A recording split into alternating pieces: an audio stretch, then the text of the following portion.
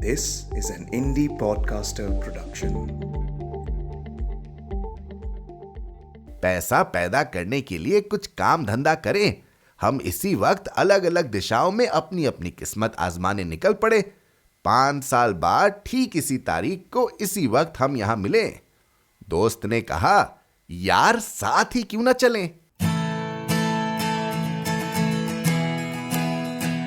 आप सुन रहे हैं कहानी जानी अनजानी पीयूष अग्रवाल के साथ। चलिए आज की कहानी का सफर शुरू करते हैं।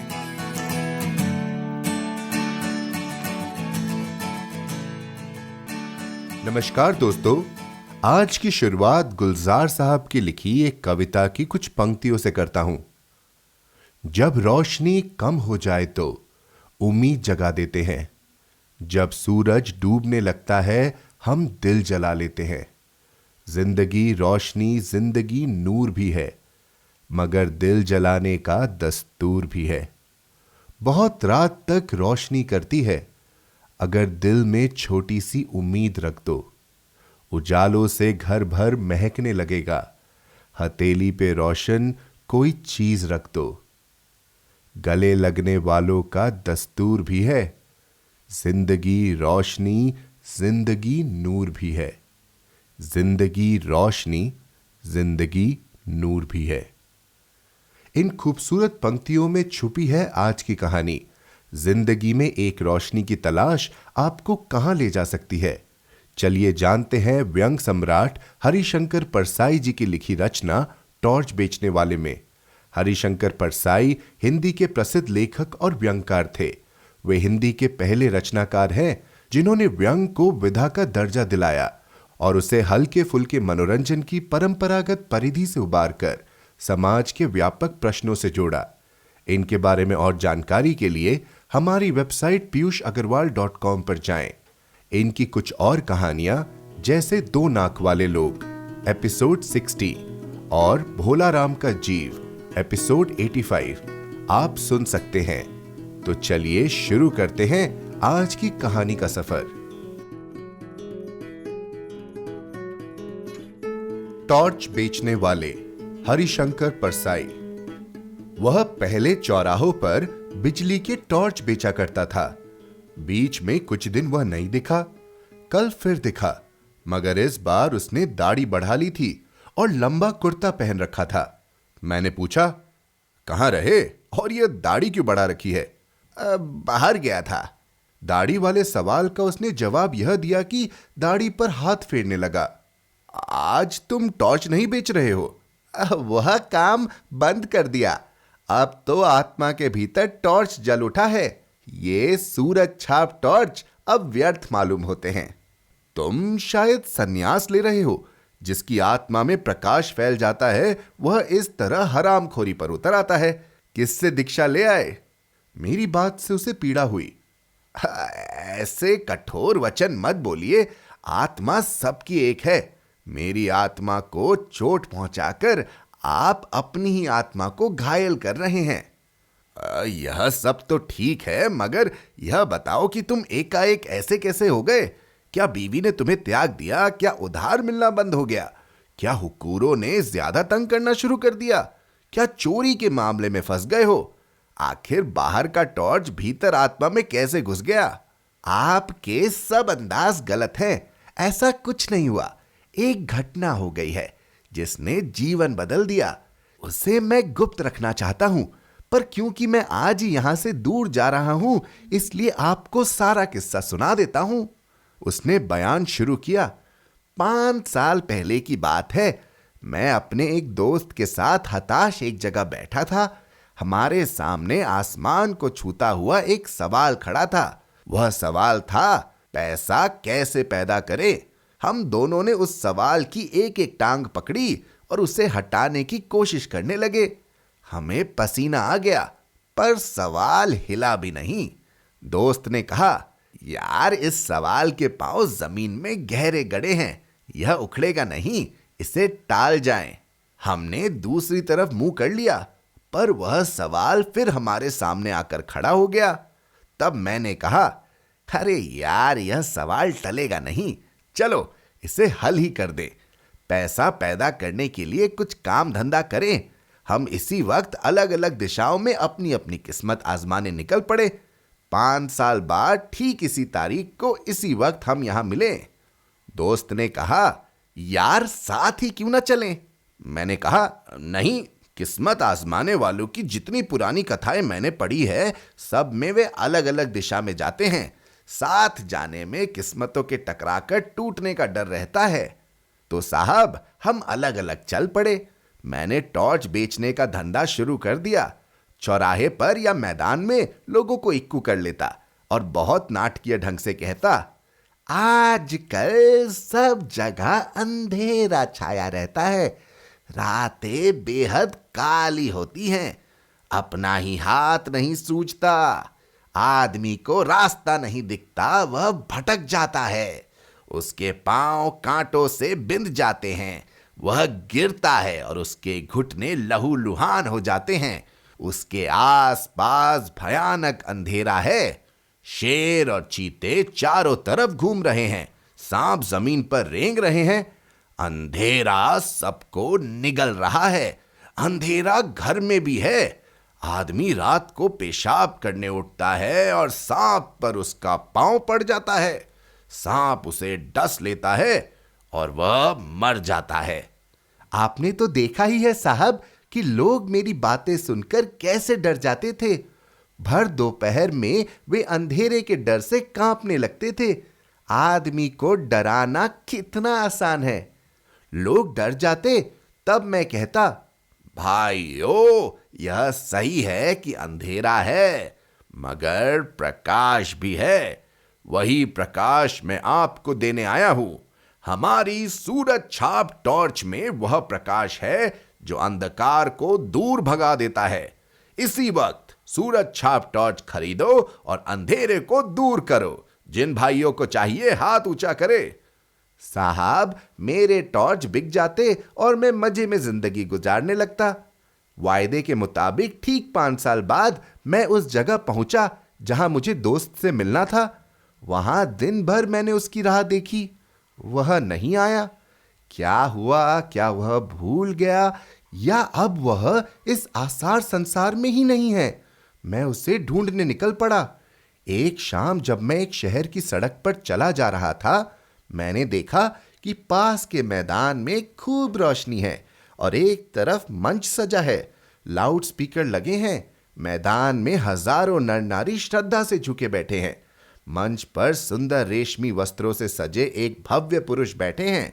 वे खूब पुष्ट हैं, सवारी हुई लंबी दाढ़ी है और पीठ पर लहराते लंबे केश हैं। मैं भीड़ के कोने में जाकर बैठ गया। भव्य पुरुष फिल्मों के संत लग रहे थे। उन्होंने गुरु गंभीर वाणी में प्रवचन शुरू किया। वे इस तरह बोल रहे थे जैसे आकाश के किसी कोने से कोई रहस्यमय संदेश उनके कान में सुनाई पड़ रहा है, जिसे वे भाषण दे रहे हैं। वे कह रहे थे, मैं आज मनुष्य को एक घने अंधकार में देख रहा हूं। उसके भीतर कुछ बुझ गया है। यह युग ही अंधकारमय है। यह सर्वग्रही अंधकार संपूर्ण विश्व को अपने उदर में छिपाए है। आज मनुष्य इस अंधकार से घबरा उठा है। वह पथभ्रष्ट हो गया है। आज आत्मा में भी अंधकार है। अंतर की आंखें ज्योतिहीन हो गई हैं। वे उसे भेद नहीं पाती। मानव आत्मा अंधकार में घुटती है। मैं देख रहा हूं, मनुष्य की आत्मा भय और पीड़ा से त्रस्त है। इसी तरह वे बोलते गए और लोग स्तव्य सुनते गए। मुझे हंसी छूट रही थी। 1-2 बार दबाते दबाते भी हंसी फूट गई और पास के श्रोताओं ने मुझे डांटा। भव्य पुरुष प्रवचन के अंत पर पहुंचते हुए कहने लगे, भाइयों और बहनों, डरो मत। जहां अंधकार है वहीं प्रकाश है। अंधकार में प्रकाश की किरण है, जैसे प्रकाश में अंधकार की किंचित कालिमा है। प्रकाश भी है। प्रकाश बाहर नहीं है, उसे अंतर में खोजो। अंतर में बुझी उस ज्योति को जगाओ। मैं तुम सब का उस ज्योति को जगाने के लिए आह्वान करता हूं। मैं तुम्हारे भीतर वही शाश्वत ज्योति को जगाना चाहता हूं। हमारे साधना मंदिर में आकर उस ज्योति को अपने भीतर जगाओ। साहब, अब तो मैं खिलखिला कर हंस पड़ा। पास के लोगों ने मुझे धक्का देकर भगा दिया। मैं मंच के पास जाकर खड़ा हो गया। भव्य पुरुष मंच से उतरकर कार पर चढ़ रहे थे। मैंने उन्हें ध्यान से पास से देखा। उनकी दाढ़ी बढ़ी हुई थी, इसलिए मैं थोड़ा झिझका, पर मेरी तो दाढ़ी नहीं थी। मैं तो उसी मौलिक रूप में था। उन्होंने मुझे पहचान लिया। बोले, अरे तुम। मैं पहचान कर बोलने ही वाला था कि उन्होंने मुझे हाथ पकड़कर कार में बिठा लिया। मैं फिर कुछ बोलने लगा तो उन्होंने कहा, बंगले तक कोई बातचीत नहीं होगी, वहीं ज्ञान चर्चा होगी। मुझे याद आ गया कि वहां ड्राइवर है। बंगले पर पहुंचकर मैंने उसका ठाठ देखा। उस वैभव को देखकर मैं थोड़ा झिझका, पर तुरंत ही मैंने अपने उस दोस्त से खुलकर बातें शुरू कर दी। मैंने कहा, यार तू तो बिल्कुल बदल गया है। उसने गंभीरता से कहा, परिवर्तन जीवन का अंत क्रम है। साले फिलॉसफी मत बघार, यह बता कि तूने इतनी दौलत कैसे कमा ली 5 सालों में। तुम इन सालों में क्या करते रहे? मैं तो घूम घूम कर टॉर्च बेचता रहा। सच बता, क्या तू भी टॉर्च का व्यापारी है? तुझे क्या ऐसा ही लगता है? क्यों लगता है?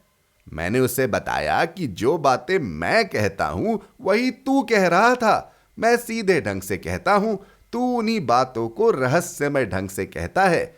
अंधेरे का डर दिखाकर लोगों को टॉर्च बेचता हूं। तू भी अभी लोगों को अंधेरे का डर दिखा रहा था। तू भी जरूर टॉर्च बेचता है। तुम मुझे नहीं जानते। मैं टॉर्च क्यों बेचूंगा? मैं साधु, दार्शनिक और संत कहलाता हूं।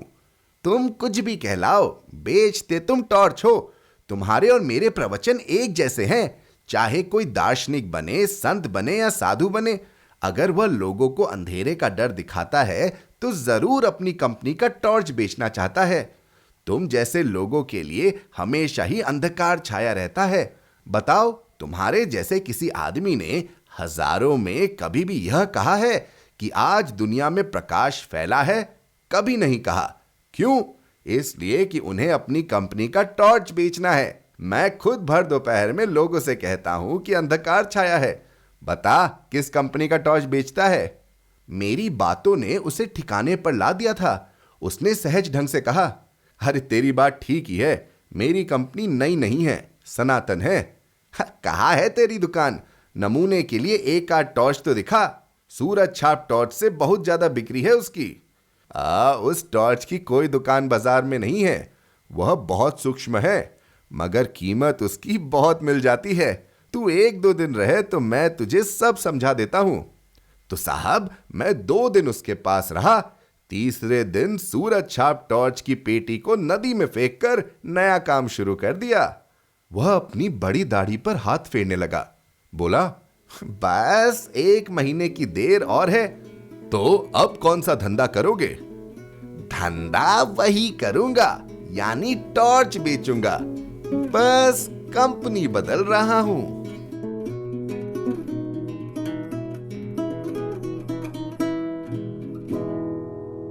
तो दोस्तों, कैसी लगी आपको आज की कहानी? आपको क्या लगता है, आप किस टॉर्च को थामेंगे? हमें जरूर लिखकर बताइए hello@piyushagarwal.com पर। और जैसा कि आप जानते हैं, चंद और कहानियों के साथ ये सीजन समाप्त होगा।